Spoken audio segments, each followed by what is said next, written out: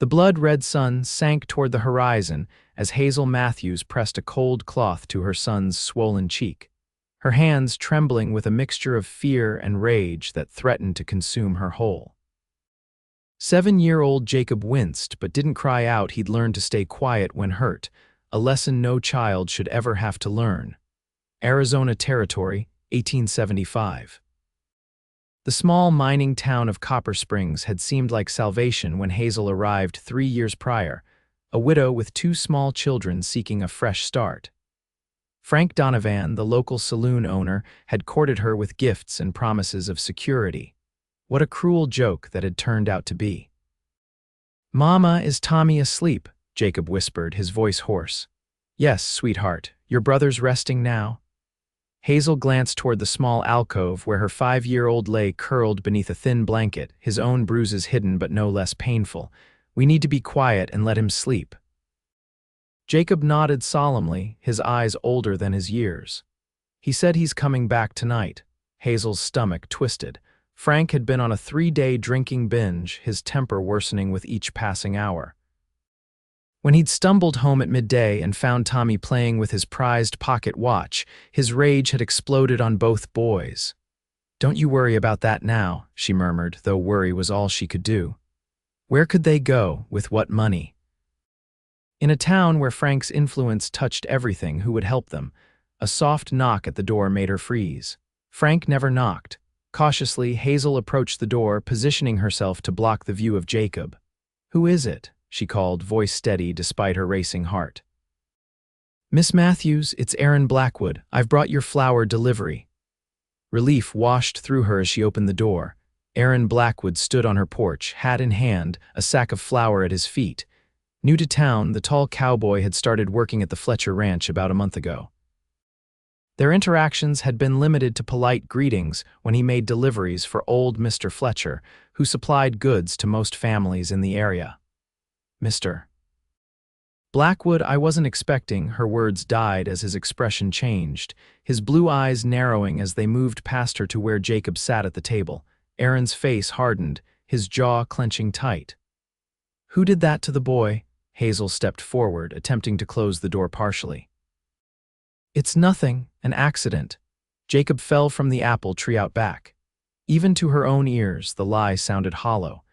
Aaron didn't move, his eyes fixed on Jacob's face, then shifting to Hazel's own to the faded yellowish bruise at her temple that her carefully arranged hair couldn't quite hide.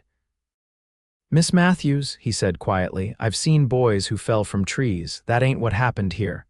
Before she could respond, the sound of heavy boots stumbling up the path reached them. "Frank." Hazel's blood ran cold. "You need to go," she whispered urgently. "Please." Aaron looked past her toward the approaching figure, then back to Hazel. Something flickered in his eyes, determination, anger, something she couldn't name. "We'll speak again, Miss Matthews," he said, setting the flower just inside the door.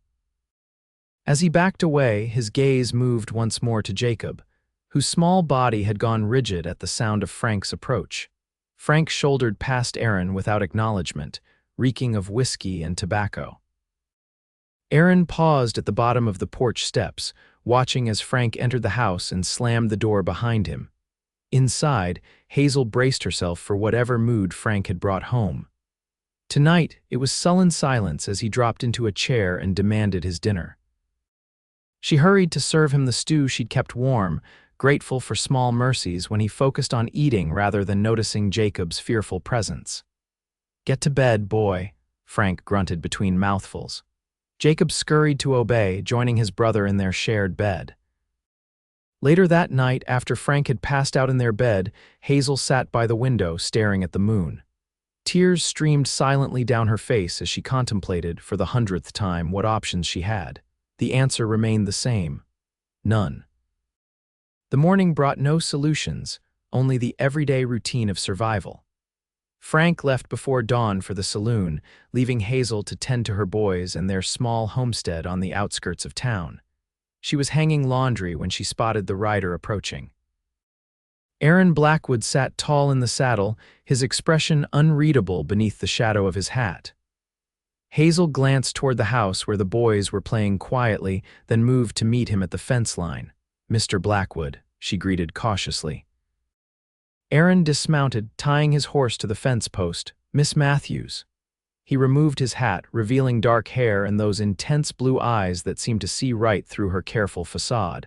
I hoped we might speak plainly. Hazel's hands twisted in her apron. There's nothing to speak about. I think there is. His voice was gentle but firm. I saw those bruises on your boy and on you. Mr. Blackwood, Aaron, he corrected softly. Aaron, she conceded. Whatever you think you saw, it's not your concern. His expression hardened. Begging your pardon, madam, but a man who raises his hand to a woman or a child is every decent person's concern. Hazel felt tears threatening and blinked them back fiercely. You don't understand. Frank, he provides for us. He's not always. She couldn't finish the lie. Aaron stepped closer, lowering his voice. I understand more than you might think, Miss Matthews. My own mother suffered similar provisions. Something in his tone made Hazel look up, meeting his gaze. The pain she saw there was old but deep. I was 10 when she died from my father's last beating, he continued, his voice barely audible. Too young to help her then. I'm not too young now. Hazel's breath caught. What are you saying? I'm saying that if there's anything you need, anything at all, you just send word to the Fletcher Ranch. He reached into his pocket, pulling out a folded piece of paper. My friend operates a stage line, goes all the way to California if you ever need to, travel. He pressed the paper into her hand. Their fingers touched briefly, and Hazel felt an unexpected warmth spread through her. Why would you help us? You barely know me. Aaron looked toward the house, where Jacob had emerged onto the porch, watching them curiously. Because nobody helped us, he said simply. Then, his voice dropping even lower, he added, and because if he hits them again, I'll bury him. That's a promise, Miss Matthews. The conviction in his voice should have frightened her. Instead, it kindled something long dormant in Hazel's chest. Hope. Before she could respond, Aaron had replaced his hat, nodded a greeting to Jacob, and mounted his horse. I'll be back in 3 days with your regular delivery, he said in a normal tone. Good day, Miss Matthews. As he rode away, Hazel clutched the paper in her hand, feeling its weight far beyond the single sheet it was. A way out. A possibility. That night, after the boys were asleep, she unfolded it by candlelight. Written in a neat hand was a name, Samuel Thornton, and instructions for reaching a stagecoach depot in Jefferson City, 50 miles east. Below that, in different handwriting, for a friend of Aaron's, safe passage guaranteed. For the first time in years, Hazel allowed herself to imagine a different life, one without fear. One where her boys could laugh without worrying about making too much noise, one where she didn't flinch at sudden movements. The next morning, she began secretly preparing. Small items hidden in a flour sack. The few coins she'd managed to save over the years, sewn into the hem of her petticoat, a story for the boys about a possible adventure. 2 days passed in this careful planning. On the 3rd day, just as Aaron had promised, he returned with supplies. This time, Frank was home, having returned early from the saloon in a foul mood. Hazel's heart sank as she saw Aaron approaching the house.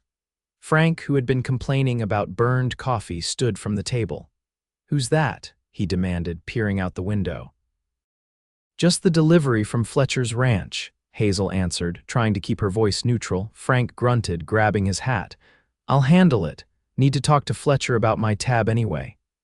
Hazel watched anxiously as Frank strode out to meet Aaron, who had just dismounted. The conversation appeared civil enough at first, Frank gesturing toward town, Aaron nodding politely. Then Frank pointed at Aaron's chest, his posture becoming aggressive. Through the open window, Hazel caught fragments. Been sniffing around my woman. And, mind your own business, cowboy. Aaron's response was too quiet to hear, but his stance remained calm, non-threatening. Whatever he said only seemed to enrage Frank further. Frank shoved him hard, causing Aaron to stumble back a step. Hazel gasped, her hands flying to her mouth. Aaron simply straightened, still not raising his hands. Frank moved in again, this time swinging a wild punch that Aaron easily sidestepped. Stop it, Hazel cried, rushing outside. The boys followed, eyes wide with fear. Frank turned on her, face contorted with rage. Get back in the house, woman. Frank, please, she pleaded. "The boys," I said, "get inside." He grabbed her arm roughly, yanking her toward him. What happened next occurred so quickly Hazel barely registered the sequence. Aaron moved forward, breaking Frank's grip on her arm with a precise twist. Frank howled in pain, then lunged at Aaron, who deflected the attack with practiced ease, sending Frank sprawling in the dust. "Stay down, Donovan," Aaron warned, his voice deadly calm. Frank scrambled to his feet, pulling a knife from his boot. "I'll gut you, Cowboy." "No." Jacob shouted, running toward them. Frank, blind with rage, swung around, the back of his hand catching Jacob across the face and sending the boy tumbling to the ground. The sound that escaped Aaron's throat wasn't human. In 2 strides, he closed the distance between himself and Frank. A quick, brutal sequence of movements followed Aaron disarming Frank, twisting the knife away, then delivering a single, devastating punch that dropped the larger man unconscious. Hazel rushed to Jacob, gathering him into her arms. Tommy stood frozen on the porch, tears streaming down his face. Aaron knelt beside them, his hand gentle on Jacob's shoulder. "You all right, son?" Jacob nodded, his split lip already swelling.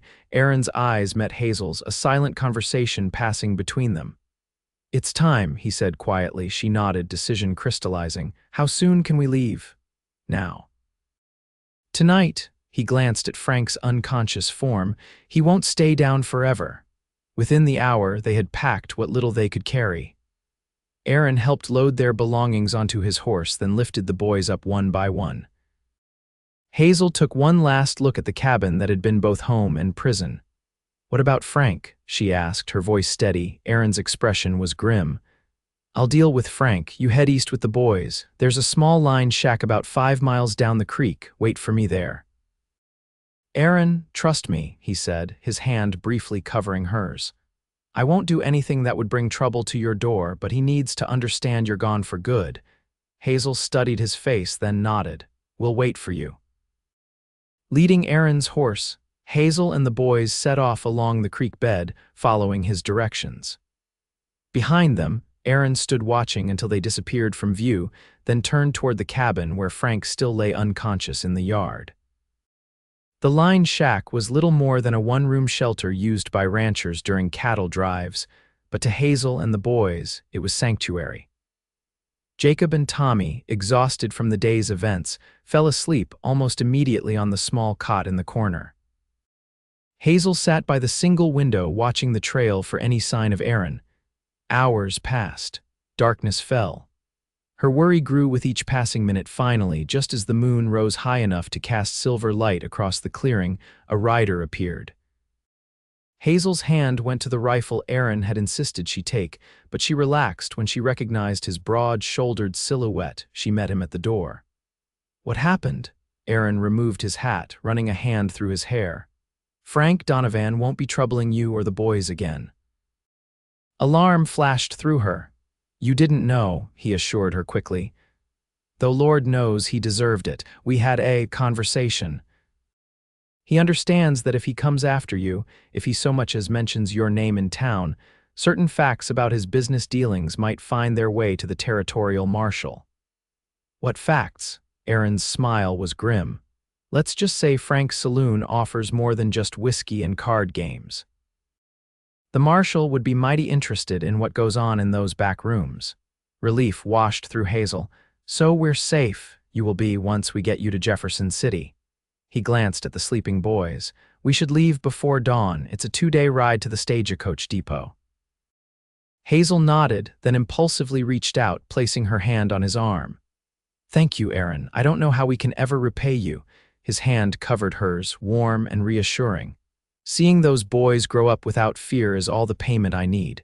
Their gazes held for a moment longer than necessary. Hazel felt a flutter in her chest that had nothing to do with fear or anxiety, something she hadn't felt in years, something dangerous and wonderful. Aaron seemed to sense it too, for he gently withdrew his hand and cleared his throat. "You should rest. Tomorrow will be a long day." They set out before the first light of dawn, Aaron riding his horse with Tommy in front of him, while Hazel rode a second horse he'd brought, with Jacob seated behind her. The boy's arms were wrapped tightly around his mother's waist, his face pressed against her back. Are we really going to California, Mama? Tommy asked as the sun climbed higher in the sky. We might, Hazel answered, exchanging a glance with Aaron. We'll see what awaits us in Jefferson City first. Aaron led them away from the main trails, following creek beds and game paths through the hills. By midday, they stopped to rest in a shaded grove beside a small spring. As the boys explored the area under Aaron's watchful eye, Hazel found herself studying him. In the dappled sunlight, she noticed details she'd missed before: a small scar above his right eyebrow, the way his laugh lines deepened when he smiled at something Tommy said, the gentleness in his hands as he showed Jacob how to skip stones across the water. You're good with them, she observed when he rejoined her. Aaron shrugged, a hint of color touching his cheeks. They're good boys, brave too, they've had to be. Hazel's voice caught. I should have left sooner, I just didn't know how, didn't think I could. Hey, Aaron said softly, moving to sit beside her. You're leaving now, that's what matters. Hazel wiped at a stray tear. Why are you doing all this, Aaron, really? He was quiet for a long moment, watching the boys. When I was a boy, he finally said, after my ma died, I ran. Made my way west, working ranches, learning to ride and rope and shoot, learned to defend myself so no one could hurt me again. His eyes found hers. But I never forgot her, never forgot how she'd try to smile through split lips and blackened eyes. How she'd sing to me when he was gone, then fall silent the moment his boots hit the porch. He absently rubbed his knuckles, a habit Hazel had noticed before. I promised myself that if I ever saw another woman or child in that situation, I wouldn't stand by. Couldn't. Impulsively, Hazel reached out, covering his hand with hers. You're a good man, Aaron Blackwood. His fingers curled around hers, warm and strong.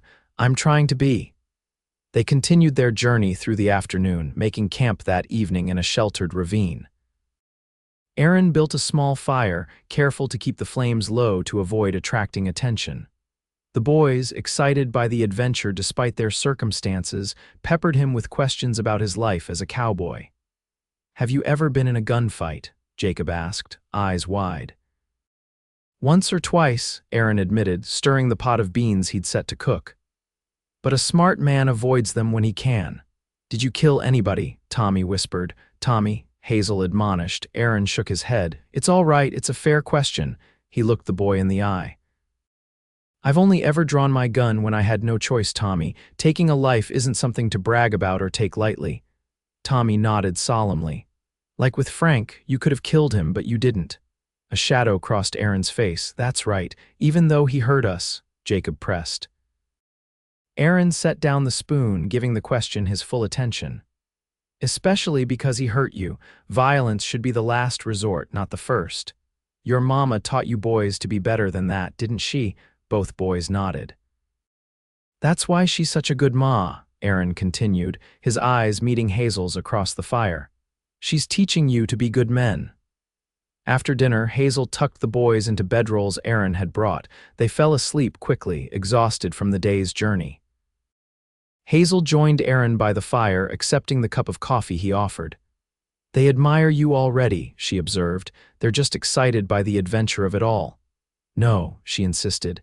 It's more than that. They've never had a man treat them with kindness, or me, for that matter. Aaron stared into the flames. Frank wasn't always cruel, was he? Hazel sighed.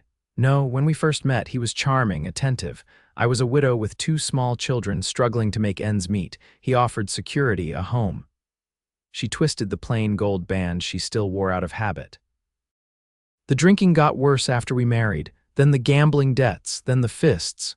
It wasn't your fault, Aaron said quietly. I know that. In my head, I know it. She wrapped her arms around herself. But I stayed. For 3 years, I stayed. You were protecting your boys the best way you knew how.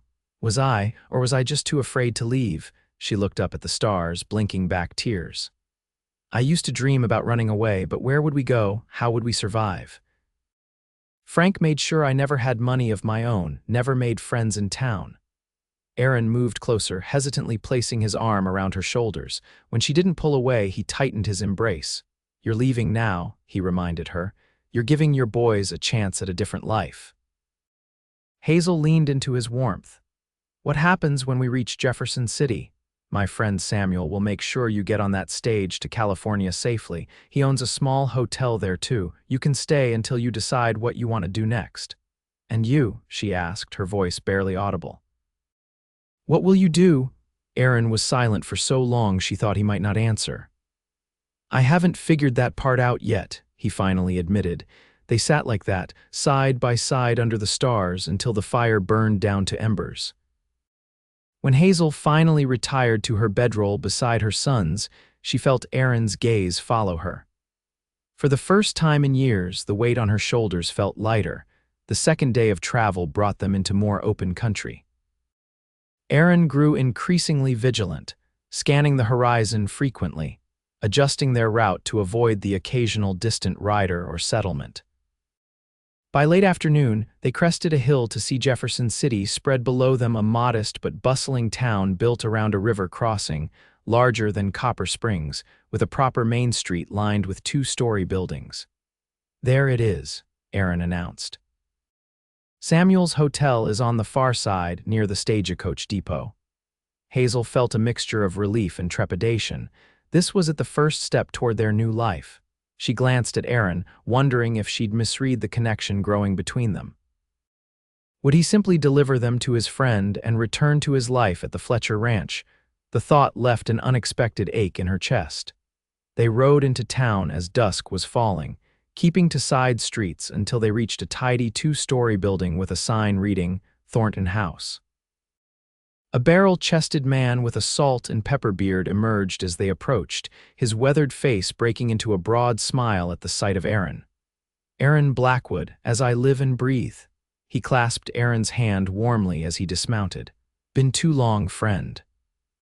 Samuel, Aaron greeted him with equal warmth.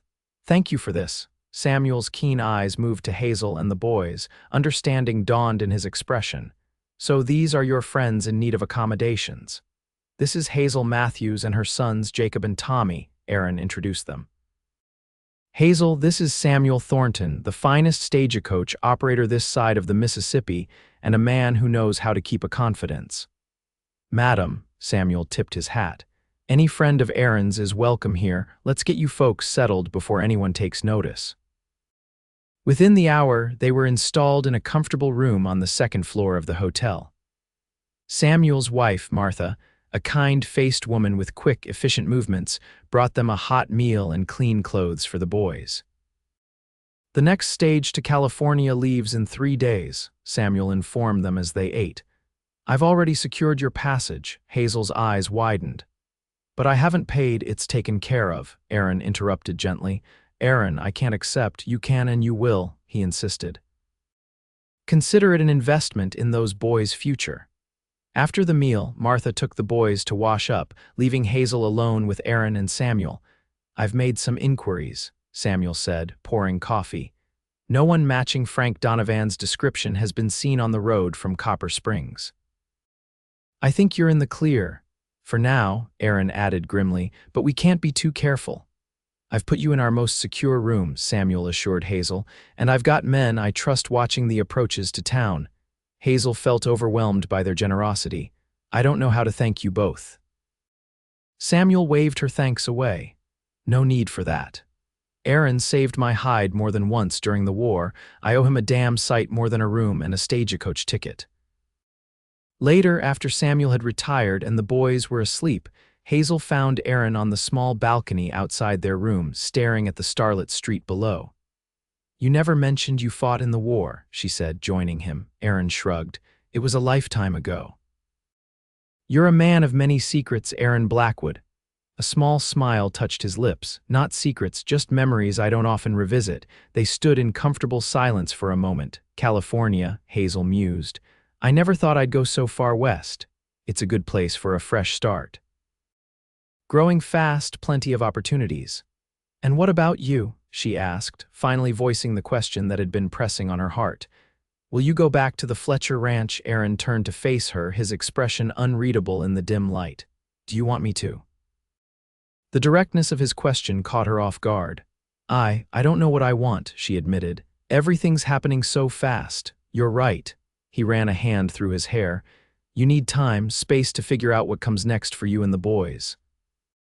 And if I wanted you to be part of what comes next? The words escaped before she could stop them. Aaron's breath caught audibly. He stepped closer, his hand reaching up to gently brush a strand of hair from her face. Hazel, he said, her name like a prayer on his lips. I've been drawn to you since the first moment I saw you, but the last thing you need is another man making decisions about your life. Hazel placed her hand over his where it rested against her cheek. What if I'm making this decision? What if I'm choosing you? The kiss, when it came, was gentle, a question rather than a demand. Hazel answered by moving closer, her hands finding their way to his shoulders as his arms encircled her waist. When they finally parted, both slightly breathless, Aaron rested his forehead against hers. I don't want to rush you, he murmured. You've been through so much. We have 3 days before the stage leaves, she reminded him. 3 days to decide what we both want. He nodded, reluctantly stepping back. 3 days. The next morning, over breakfast, Aaron and Samuel discussed plans to ensure Hazel and the boys' continued safety. I still think you should escort them all the way to California, Samuel argued. Frank Donovan strikes me as the type to hold a grudge. Aaron glanced at Hazel, who was helping the boys with their oatmeal at a nearby table. It's not my decision to make, isn't it? The way you look at her says otherwise.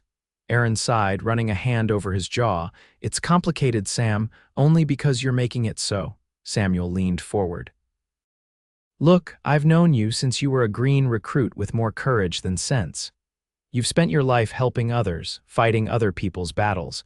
Maybe it's time you fought for something for yourself. Before Aaron could respond, the hotel door opened, admitting a weather-beaten man in a duster. He nodded to Samuel, then approached their table. Mr. Thornton, Mr. Blackwood, he greeted them quietly. Thought you should know there's a man asking questions at the saloon down the street. Describing a woman and 2 young boys traveling with a cowboy, Aaron tensed. Frank, the man shook his head, doesn't match your description. This fellow's younger, city clothes, has a fancy gun belt, says he's looking for his sister and nephews. Hazel had approached, catching the end of the conversation, her face drained of color. Lionel, she whispered. Who's Lionel? Aaron asked, rising to his feet, Frank's younger brother. Her hands twisted together anxiously. He works with Frank at the saloon. He's not right in the head. Enjoys hurting things. Aaron's expression hardened. Samuel, get Hazel and the boys upstairs. Davis, he addressed the messenger. Where exactly is this man now? Left the saloon, heading toward the general store last I saw. Aaron nodded. I'll handle this. Aaron, no, Hazel protested. Lionel's dangerous. He carries a knife and knows how to use it. So do I, Aaron replied grimly. Samuel will keep you safe while I make sure Lionel understands you're not here. Before she could argue further, Aaron strode out the door, his hand resting on the revolver at his hip. Samuel ushered Hazel and the boys upstairs, stationing one of his trusted men at the foot of the stairs. Don't worry, he assured her. Aaron can handle himself. That's what I'm afraid of, Hazel murmured, peering out the window toward the main street. I don't want him hurt because of us. Aaron survived worse than some saloon rat with a knife, Samuel replied confidently. He'll be back before you know it. But an hour passed, then 2, with no sign of Aaron. Hazel's anxiety grew with each passing minute. The boys, sensing her distress, became increasingly restless. Maybe we should just leave, Jacob suggested, before that bad man finds us. Hazel knelt before him, cupping his face in her hands. We're not running anymore, sweetheart. Aaron and Mr. Thornton are helping us. Is Aaron going to be our new pa? Tommy asked innocently. The question caught Hazel off guard. I don't know, Tommy. We've only just met him. But he's nice, Tommy insisted. And he doesn't yell or hit, and he looks at you the way Pa used to look at Ma in the picture. Hazel felt her cheeks warm. It's complicated, sweetheart. Grown-ups always say that, Jacob muttered. Before Hazel could respond, she heard footsteps on the stairs. Her heart leaped to her throat, only to settle again when Samuel appeared in the doorway. Aaron's back, he announced. He's downstairs. Hazel rushed down to find Aaron seated at a table, Martha dabbing at a cut above his eye with a cloth. What happened? Hazel demanded, hurrying to his side. Are you all right? Aaron grimaced as Martha applied some stinging liquid to the cut. I'm fine, just a scratch. And Lionel. On his way back to Copper Springs with a message for his brother. Aaron's voice was hard. He won't be bothering you again. Hazel studied his face, noting the set of his jaw, the controlled anger in his eyes. Did you have to? Kill him? No. Aaron took her hand, his touch gentling. But I made it very clear what would happen if he or Frank ever came near you or the boys again. Relief washed through her. Thank you. Martha finished her ministrations and tactfully withdrew, leaving them alone. I was so worried, Hazel admitted, her fingers lightly tracing the bandage now covering his cut. Aaron caught her hand, pressing a kiss to her palm. I promised I'd protect you and the boys. I intend to keep that promise. For how long? She asked, the question that had been hovering between them finally spoken aloud. For as long as you'll let me, he answered simply. The next 2 days passed in a blur of preparations and decisions. Samuel helped Hazel arrange for funds to be transferred to a bank in Sacramento. Using money Aaron insisted was rightfully hers, the proceeds from the sale of her wedding ring, and a few other items Frank had given her over the years. Aaron remained constantly vigilant, though there was no further sign of Lionel or anyone else from Copper Springs. He spent hours with the boys, teaching Jacob how to whittle and showing Tommy how to tie proper knots. In the evenings, the 4 of them would sit together in the small hotel parlor, reading or talking, forming the tentative bonds of something that felt increasingly like family. On the night before the stagecoach was set to depart after the boys were asleep, Hazel found Aaron packing his saddlebags in his room down the hall. So you've decided, she said from the doorway. He looked up, a flash of something regret, uncertainty crossing his features. I was going to tell you in the morning. Tell me what? She stepped into the room, closing the door softly behind her. Aaron straightened, facing her directly. That I'd like to come with you to California if you'll have me. Joy bloomed in Hazel's chest, but she forced herself to speak cautiously. Are you sure? It's a long journey and you'd be leaving everything behind. What am I leaving, really? He moved closer. A job I can find anywhere, a lonely cabin. Samuel's the closest thing I have to family, and he understands. And what about us? What would we be to each other? Aaron took her hands in his. Whatever you want us to be, Hazel. Friends, companions, more. I won't pressure you. I just know that the thought of watching that stage leave without me tears me apart. Hazel squeezed his hands. The boys have grown so attached to you, and I to them, his voice roughened, and to their mother. She stepped closer, tilting her face up to his. I think their mother has grown rather attached to you as well. This time when they kissed, there was no hesitation, no holding back. Aaron's arms encircled her, drawing her against his chest as her hands slid up to frame his face. When they finally parted, both were breathless. Come with us, Hazel whispered against his lips. Help me give the boys the father they deserve. Aaron's eyes widened. Hazel, are you saying? I'm saying that life is uncertain and the future is a mystery, but I know I want you in ours. She smiled up at him. We can take our time, get to know each other properly, but I don't want to lose this chance. Aaron gathered her close again, his heart hammering against hers. You won't, he promised. I'll be by your side for as long as you'll have me. The stagecoach was scheduled to depart at noon the following day. By mid-morning, their trunks were packed and loaded, their goodbyes to Samuel and Martha said. Aaron had sold his horse to a local rancher, adding the money to their travel fund. As they waited in the hotel parlor for the final call, Jacob tugged at Aaron's sleeve. Are you really coming with us all the way to California? Aaron knelt to the boy's level. I am, if that's all right with you. Jacob nodded solemnly. It's all right. Tommy and me talked about it. We decided we like you better than Frank, Aaron chuckled. Well, that's a mighty fine compliment. Are you going to marry Mama? Tommy asked bluntly, causing Hazel to nearly choke on her tea. Aaron's eyes met Hazel's over Tommy's head, a smile playing at his lips. Well, son, that would be up to your mama, and we've only just gotten to know each other. But you like her, Tommy persisted. You look at her all moony-eyed. Tommy, Hazel admonished, her cheeks flaming. Aaron laughed. You're right, I do like your mama very much. But proper courting takes time. How much time? Jacob wanted to know. That depends, Aaron replied thoughtfully, on a lot of things. Before the interrogation could continue, the sound of the stagecoach arriving interrupted them. Samuel entered the parlor, nodding to Aaron, "It's time." As they made their way outside, Aaron kept Hazel and the boys close, his eyes scanning the street for any sign of trouble. But the only people gathered were a few other passengers and the usual town folk going about their business. The stagecoach driver, a grizzled man with a perpetual squint, tipped his hat to Samuel. "All set, boss. All set, Jim. Take good care of my friends here." The driver nodded, eyeing the small group. "Family traveling together gets the front bench," he informed them. "More comfortable for the little ones." "We're not," Hazel began automatically, then stopped herself. She looked at Aaron, then at her sons, and something settled in her heart. "Yes," she said, taking Aaron's hand. "Family traveling together." The journey to California was long and arduous. 6 days of jolting travel over rough roads, nights spent in way stations of varying quality, meals that ranged from decent to barely edible. Yet Hazel found herself happier than she'd been in years.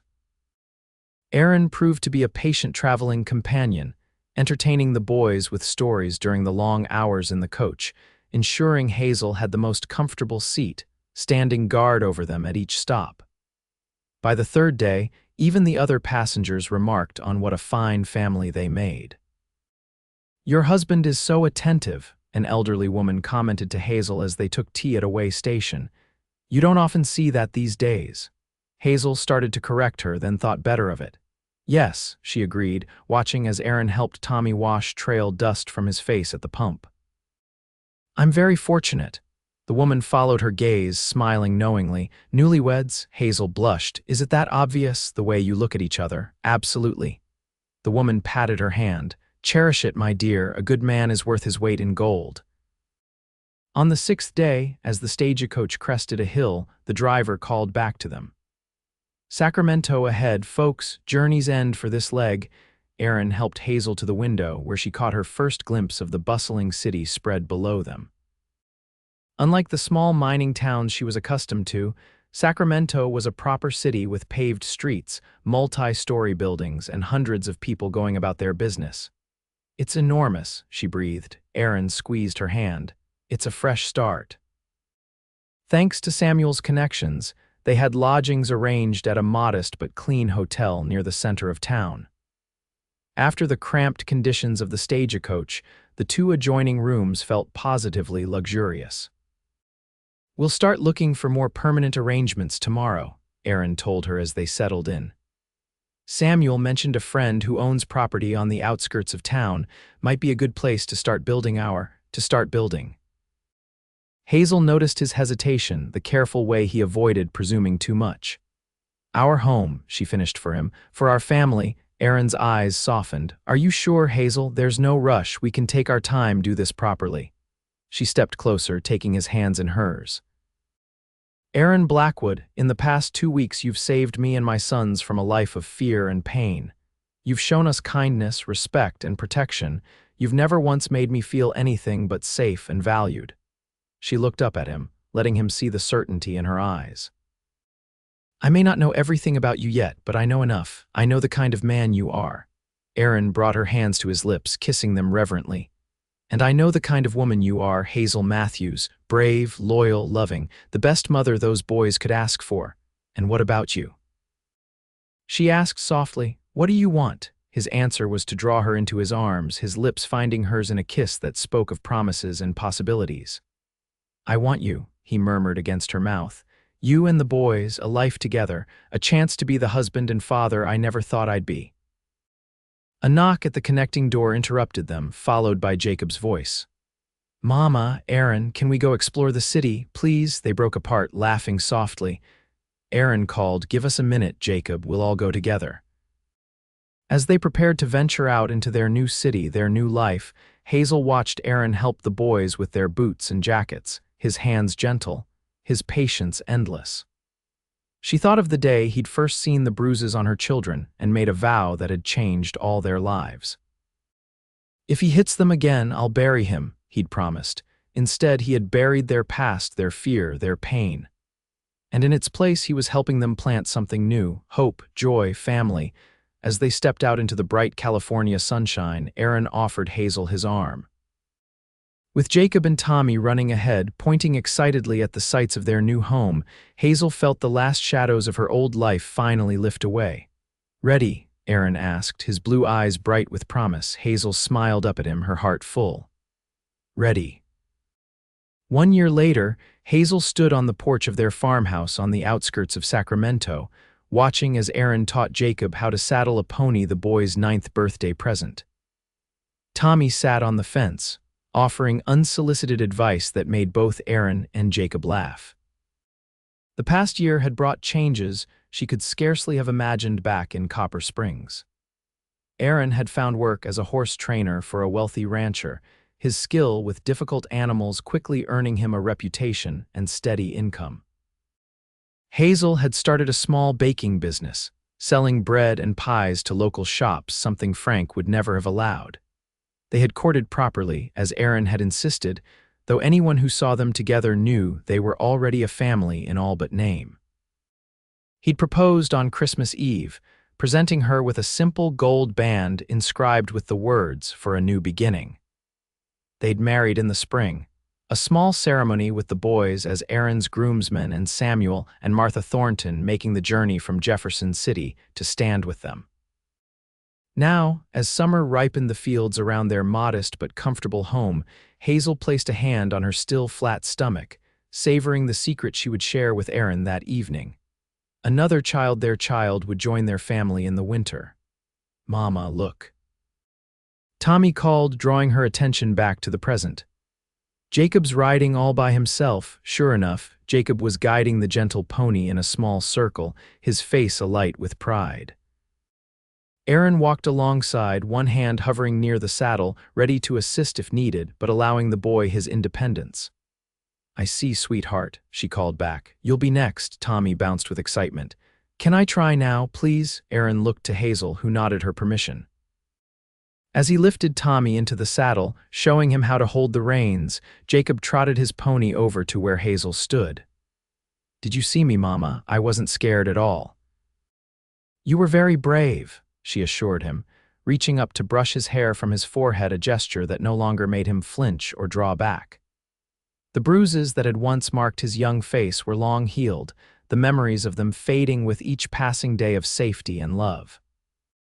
Later that evening, after the boys were asleep, Hazel and Aaron sat on the porch swing, her head resting on his shoulder as they watched fireflies dance in the gathering dusk.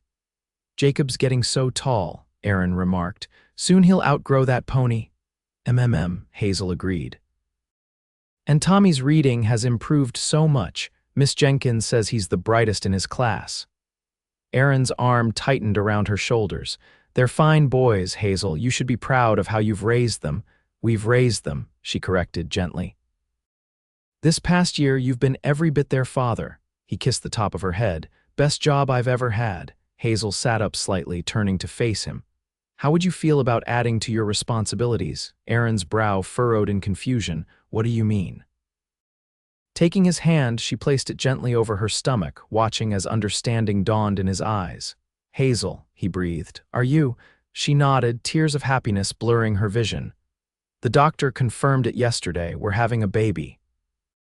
The joy that transformed Aaron's face was everything she'd hoped for. He gathered her in his arms, laughing and crying all at once. "A baby," he repeated in wonder. "Our baby." "Are you happy?" she asked, though his reaction left little doubt. Happy doesn't begin to cover it. He cradled her face in his hands. "You've given me everything I never dared dream of, Hazel. A family, a home, love. And you gave us our freedom," she reminded him. "You kept your vow. You protected us when no one else would." Aaron's expression grew serious. "I'll make you another vow now. I will love and cherish you and our children, all our children, every day for the rest of my life. I will be the husband and father you all deserve." As his lips met hers, sealing this new promise, Hazel marveled at how far they had come. From that terrible day when Aaron had seen the bruises on her children and made a vow born of righteous anger, to this moment of perfect joy and peace. Life would bring new challenges, she knew. But they would face them together, This family forged not from obligation but from choice, from courage, from love in the warm California night, surrounded by the home they had built and the life they had chosen. Aaron and Hazel held each other close, grateful for second chances and new beginnings. The scars of their pasts would always be part of them, but they no longer defined them. Instead, they looked forward to the future they were creating together one day, one moment, one heartbeat at a time.